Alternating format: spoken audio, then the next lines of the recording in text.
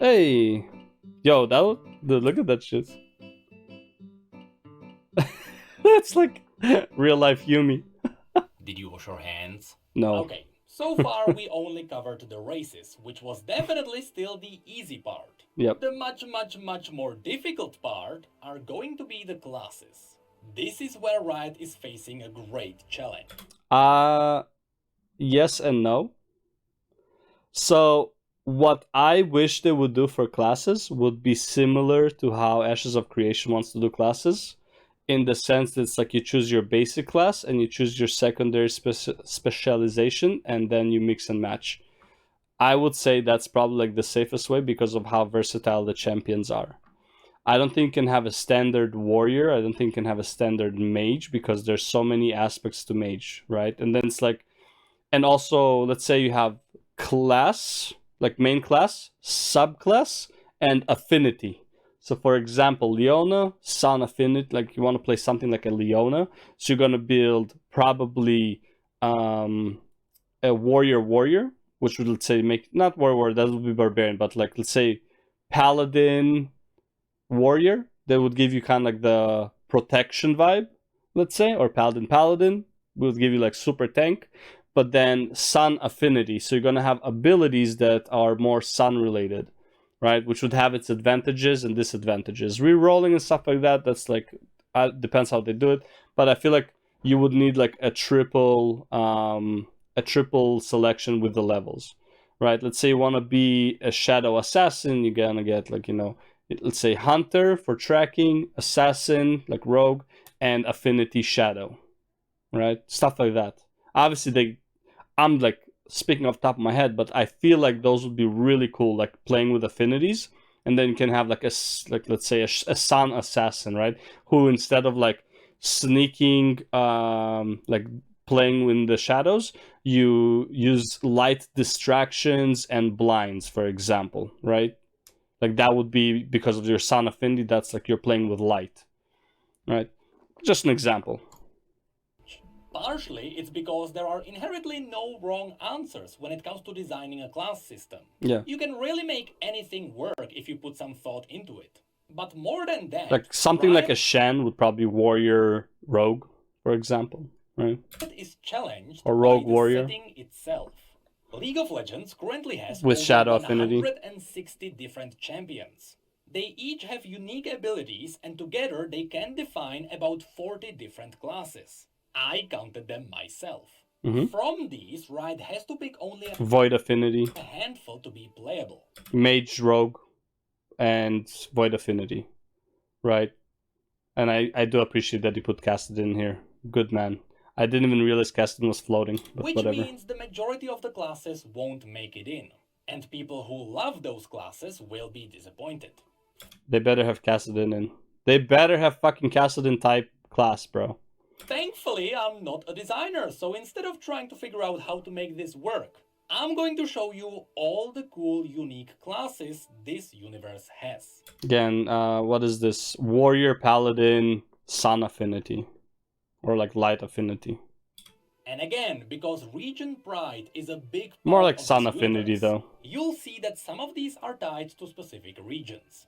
But let's see if he's gonna show a champion that like would not fit into the whole class affinity type thing. I feel like all of them would. Not the warrior. That one is different in every single region. So let's start with that. The warriors in this universe provide a unique challenge on top of the already difficult decisions. It's because in every region, the fantasy of a warrior is represented by something else. In Demacia, it is the Dauntless Vanguard. These Warrior are Paladin. the classic knights in shiny armor pursuing justice. In Noxus, the traditional warrior. But by the way, when I say paladin, I don't mean like magic paladin. I mean like as in like a warrior is like, let's say, berserker type. Paladin is just like the archetype sword and board, right? I'm not saying like paladin is in like a holy fucking knight. That's not what I mean. If I want a holy knight, it would be warrior priest, for example, right? But like paladin is just like the tank archetype. I just called him paladin because I'm used to it. Part of the Trifarian Legion, which is a rank you can achieve after killing your best sparring friend in combat. These guys rarely use shields. Berserkers. In Shurima, the classic warrior is the warrior of the Golden Army. These are fighting for the glory of the Shuriman Emperor. In Piltover, you I will go like warrior arcanist for that, for example. have the enforcers. Simply said, enforcers, in my opinion, are not actually a playable class. The enforcers are just the NPC guards. It doesn't have to be a playable class, enforcers. Because enforcers don't really leave the city. They don't go on like fucking missions. They don't go around the world. Enforcers are like in the city. I believe they're just like the police of that area. I don't think it's a playable class. It's the cops. People will know these from Arcane. But in a way, the Wardens are the melee warriors of Piltover. But then, in the Freljord, barbarians warriors are represented berserkers. by the berserks, Warrior. either wielding axes or giant blades. Warrior blood affinity, or warrior ice affinity. Like, let's say if you want to go for like an Olaf type, warrior ice affinity. Tryndamere, warrior blood affinity. They worship the primal god known as the Iron Boar. On Targon, we have the Warriors of Rakor, Warrior Paladin Sun which affinity. are somewhat themed after the classic Spartan armies. Then in Ionia, the classic warrior is Rogue warrior affinity can change. Ionia would be, let's say, blood affinity. What do you call it? Yasuo would be wind affinity. known as a Blade Master, with samurai-styled swords that have a rich history in this region. Also, there are the Vuju Blade Masters, which are on a totally different level. What would be a Yi? Maybe warrior rogue wind affinity? Vuju technique is so powerful it was forbidden from using it in combat. The TLDR version of the story is that when Noxus invaded Ionia, Master Yi obliterated entire Noxian legions on his own, before Noxians realized how overpowered he was and they nuked the town where the Vuju Blade Masters were trained. Just fuck so it. now there is no more Vuju Blade Masters, just normal Blade Masters. Okay, At so last, maybe, the so maybe something like a Yi would not be a playable class, whatever. In Bilgewater would be a brawler. You see, I just named 8 warrior monk. Oh, there we go. Yi would probably be warrior monk. And the Bilgewater guys would be monk warrior, maybe. I don't know, some of that. With water affinity. different kinds of warriors. How is Riot going to handle this? I don't know. They could just make one warrior class and then just have the players play out the fantasy while wearing cool armor sets. Or they could make it so that every origin has a different skin of the class. You know, all the abilities would be the same, they would be doing the same numbers, but when a Noxian swings a weapon, there is a bloody trail, and when an Iceborne Berserk swings a weapon, there is a frosty effect. I would say just throw in affinities and that's it. And the affinities would dictate how your spells evolve or something like that. But again, this is for Riot to figure out. Now I'm just going to show you all the unique and interesting classes from this universe. In Demacia, we have the Mage Seekers. These are the people who hunt down mages. They carry with them a stone disc called the Grey Mark. This is the tool that allows them to absorb magic. So this would be sort of an anti-magic class. There are also a lot of iconic Demacian scouts. Would be cool. But... Also, Demacia has a lot of stories about theaters and bards. But Demacia also... I feel like the anti-magic class is not really going to be the thing, because technically, if you think about lore, Kassadin was supposed to be an anti-mage, just based on like his passive and what he used to do with the silence, the magic shield. Passive reduces magic damage, increases attack speed. He was like the assassin, the anti-mage assassin. Clearly, they stepped away from that, which I really hate them for it, but it is what it is. But that's as far as like anti-mage goes. I don't think they're gonna go with... Again, I believe like within the 4 years, we will probably play at a time post the Civil War in Demacia. It would just make more sense. Also brought spotlight onto the Sentinels. The Sentinels of Light are people dedicated to fighting the undead. Because the undead can't really be killed with normal weapons. The reason I'm saying that's like, I believe it will be post the Civil War, by the way. If the player character could choose to side with the mages or to side with the anti-mages, it's like, how are you gonna put that in the story? Which side won? Right? It's like saying Alliance versus Horde in what's it called? In World of Warcraft, and saying that the Alliance won a war, even though based on what your experience in the game is not the case, you know? That's why, like, the burning of Teldrassil, for example, was a Horde victory, regardless if you're Alliance or Horde, because in the story it was. They use the relic stones that can be forged into any weapon, be it a crossbow, a gun, a really big gun, or even a sword. Fun fact, in the lore, the Sentinel guns don't have triggers. You have to will it to fire with every fiber of your body. So of course, Lucian canonically fired it with his PP. Lastly, this will be unknown to even veteran League players. But Demacia put a really cool twist onto the Paladin class. You see, in League of Legends, when you play as Garen, his ultimate is to smite his enemies with a giant holy blade. This made people wonder, is Garen a mage? In Demacia? Actually, no. In the lore, Garen has never done anything even similar to this. And that's because there is something even cooler happening. Most people in Demacia pray to the aspect of justice, which they call the Winged Protector. That's why Demacia has a lot of angelic statues. Coincidentally, the aspect of justice can also be found in League. It's Scale. So what's happening is that when Garen is casting his ultimate, it is not him magically creating a holy blade in the sky. It is actually the aspect of justice answering his call. So even though this universe doesn't really have a paladin class, which would be casting holy spells, this would be a really cool alternative. People who worship the but for example, in that example, I would go with, like, this guy is a warrior with holy aspect or something like that, or aspect of justice. And that would give him that holy ability of, like, calling down justice, for example. He's still fully warrior, but because of his aspect or his faith, he would be getting that. No. Okay. Justice and let her answer their calls. Pretty cool, but now let's move on to Noxus. Noxians are one of the only regions who harvest black powder, so they also have their own mercenaries with functional guns. In Noxus you can also find a lot of demonic cultists, so I would expect a warlock or a demon summoner, and they also have a few renowned assassin guilds. And the most unique of them all, Noxus also has a circle of hemomancers, people who follow Vladimir, a lord who used to be a hostage to the Darkin, and who eventually learned how to use their blood magic. Oh, okay, so his Vladimir story really changed. I need to...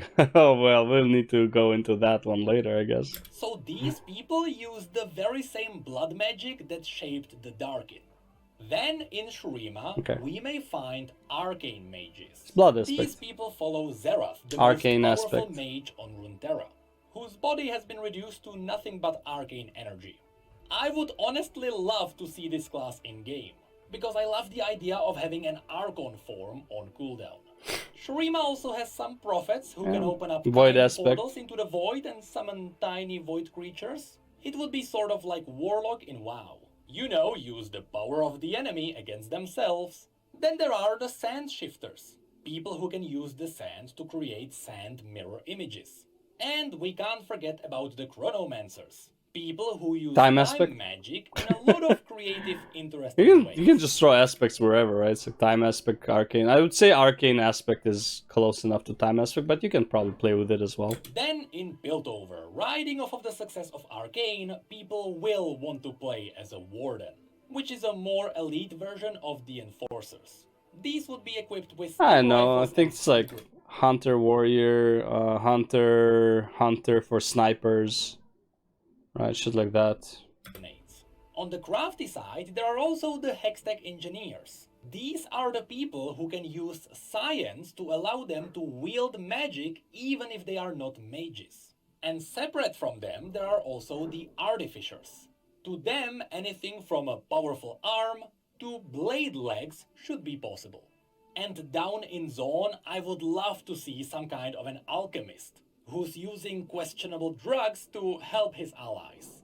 Next we go into the Freljord. Here we can find the Draklorn Inquisitors. So far, for the most part, yeah, I would say like a main class, like a subclass, and an aspect pretty much fits all of them, really. Like, I'm not saying you can make every fucking champion, sure, like that's not the case, but for the most part, you can get a similar feel to a lot of them. And also, you're not supposed to be playing as a hero champion like a Zillion or a Zerath or whatever. Lyssandra's followers with abilities themed around true ice. Essentially, these would be frost battle mages. But perhaps the most iconic for the Freljord would be the shamans. These worship the animalistic primal gods of the Freljord, and all their abilities mimic the primal gods, be it a bear, a fox, a mammoth, or a boar. Then on Targon we would find a lot of people with celestial powers. You know, calling down stars and such. But there are also the Solari who use the power of the sun to enhance their attacks. They also wear massive plated armor, so this would be the tank class. Or the Lunari who use the power of the moon to stay in the shadows. This would be more of an assassin class. Besides these, there are also a lot of star callers around, and even draconic worshippers. Then in Ionia, besides the Vuju Blade Masters, which would be far too overpowered, some people choose to fight without a blade. These would be the monks of Hirana. They channel the power of Ionian dragons to empower their limbs. And don't worry, they are a bit different from the traditional monks. They are far more badass. Think less Bruce Lee and more Dragon Ball. But of course, Ionia is also home to the Kinku ninjas. Their goal is to maintain balance in Ionia. This means that when a spirit starts killing people, the ninjas go out and deal with the spirit. And when people start terrorizing the spirits, the ninjas go out and deal with the people. Most of these are your classic ninjas empowered with spiritual magic. But some are using the forbidden shadow technique. And while they surely look evil, just like anything in League of Legends, it's not really one-sided. These ninjas are simply using questionable techniques to protect their homeland. Yeah, so far, like, they all kind of fit the... As far as I can tell. I can kind of, like, to an extent, I can probably make a list of the classes, then the other list of the other classes, and, like, have combinations. And then at the bottom, you're gonna have the aspect list, so you can go sun, moon, light, dark, void, and I don't know, sand, arcane, frost, fire, all these, like, you can go with aspects, right? And that would change how your abilities evolve and how your character plays, right? It's gonna be a whole lot to balance, but I feel like that would be pretty cool if you have aspects for your abilities with, and then would change, like, let's say a fire ability would, increase damage and like increase range, and then obviously a frost ability would slow down enemies, but a void ability would teleport you, or a wind ability would teleport you, or increase your movement speed towards the target, stuff like that, right? Yeah, right. It's like, I think it would be cool. Void marksman, Piltover marksman, yeah. So double, let's say marksman, so sniper, avoid sniper. So let's say you have long range abilities and mobility, like in the form of teleports, or like making yourself invisible, like stealth and stuff like that, right? Like a stealthy sniper, right? Like stuff like that. Yeah, I think that would be really cool, like having aspects.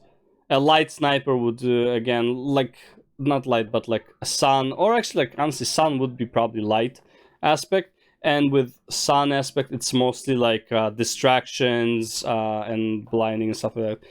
Kaisa Batunda. So Kaisa, I would say, is marksman, rogue, void, for example. Right? Because of how she acts. She's very assassin-y type of marksman. Right? Katarina would be, let's say, looks like rogue blood. That would be more of a Katarina. Um, let's see, who else do we have that is like really cool or really unique? I just don't want to go into Zillion because that would mean probably adding a time aspect, maybe. But Zillion is very unique. I don't think there's anyone else. Oh, actually, no, Echo is using time as well. So I guess you can add a time aspect, maybe. And then you'll be mostly a support type, healer, maybe. We're gonna go like, let's say, assassin time. So you go onto the enemy, you do your combo, and then you reverse time and you go back to where you started. There's an ability in ESO that it's an ultimate which reverses your time by 5 seconds back, which works really fun. It's like you just go do your full combo and like unsuspecting idiot in Cyrodiil, and then you click R, like click your ultimate, and then you go back to your hiding spot, and the person's like, where the fuck did he go? Right? I really love that ability. It's really fun to play with, but like you need to one-shot people and you need to like load up your ultimate before you have to like load up ultimates before you gank people. But it's really cool, right? So I feel like that would be cool, like a rogue with a time aspect, right? Zed is definitely a rogue void or rogue shadow, right? Something like, who was before him? Before this guy? That one I'm not sure of. Shen is definitely a rogue warrior or something like that. Rogue warrior, void or shadow, whatever you want to use. This is like, I have no idea who this is, but looks like a mage shadow, something like that, right? Akali would be probably, well, she's shadow for sure. I guess Akali is also a rogue shadow, right? Yeah, pretty much, right? Surely look evil, just like anything in League of Legends, it's not really. And also, you can also play with the abilities, kind of like how Lost Ark does, where you can level up abilities individually or give them runes that would change how the ability works. Again, you can really play a lot with this, but again, it can be extremely confusing, and like the whole problem of having too much customization can really fuck with people. One-sided. These ninjas are simply using questionable techniques to protect their homeland. And honestly, the Shadow Ninjas are so iconic for Ionia, I really do believe they will be playable. Yeah, Then probably. we get to Bilgewater. Besides all the things that you could do with pirates and monster hunters, the most iconic class of this place are the priests of Buru. The Buru worship the god of motion called Nagakeboros. While they are priests, they fight with full physical strength, while borrowing power from the god to empower themselves. Usually this Warrior means priest, the god spawns tentacles warrior, to smack the enemy's water wall. aspect. But they also have healing powers, so that would be a really cool support class. In Riot's RPG called Ruined King, you can play as Ilawi, the High Priestess of Nagakeboros. And there you can see all the attacks she can pull off. And this takes us to the last place, Ixtal, which will most likely be saved for an expansion. As I mentioned in the last video, Ixtal specializes in only one thing: elemental magic. So if elemental mages become a class, and they should, even in League elemental dragons are a core mechanic, they would come from Ixtal. But that's it for all the unique classes this universe has to offer. Funnily enough, Elemental would be, let's say, nature aspect.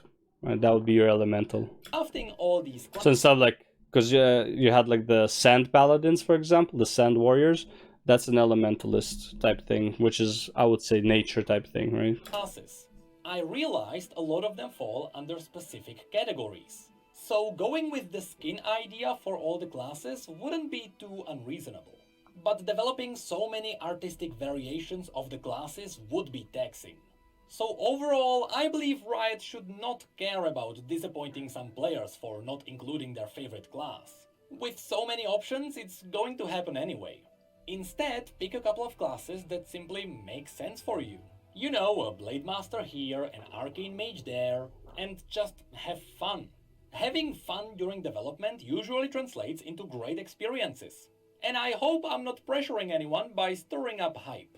If anything, I'm just happy that people find these videos interesting. And all I'm doing is presenting information that Riot released over the past 10 years.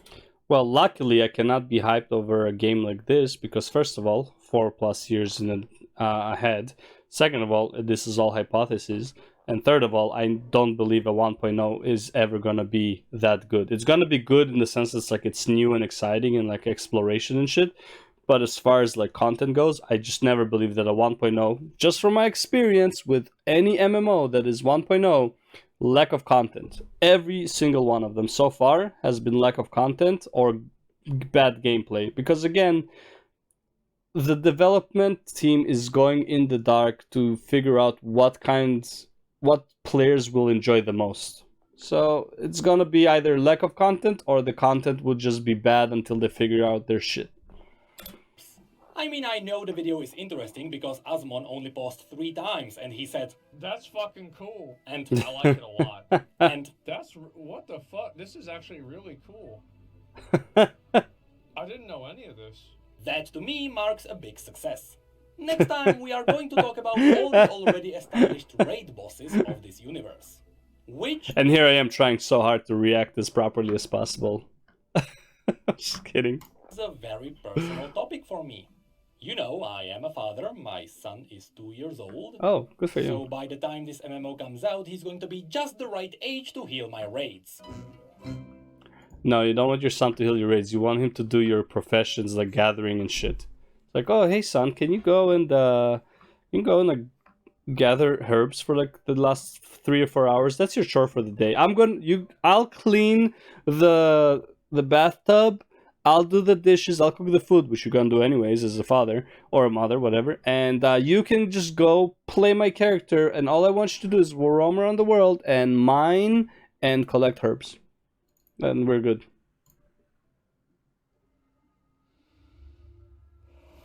Oh, that's cool. Alright, yeah, I'm gonna subscribe to him then. Yeah.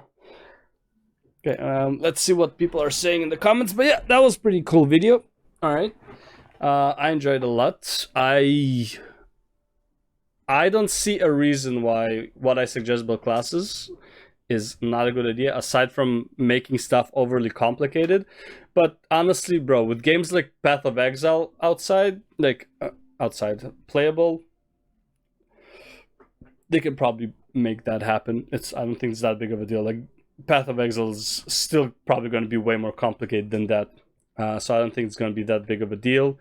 Also, as long as they allow for respecking at like a reasonable rate or pace, I don't think it's that big of a deal. Like if people just want to try out different builds and then see what they like, I don't think it's that big of a deal. I honestly, my favorite MMOs is classless MMOs where you just pick your class as you go. You don't like start as a warrior. You start as like a adventurer, whatever, and adapt, and then you can pick your class, and then you can just completely change it later on, because who cares? It's a fucking game. Alright, it's not real world. It's like, oh, but my class, like, man, shut the fuck up. As that's the video. Yeah. Tell me what you think in the comments and stuff like that once I post it. Peace!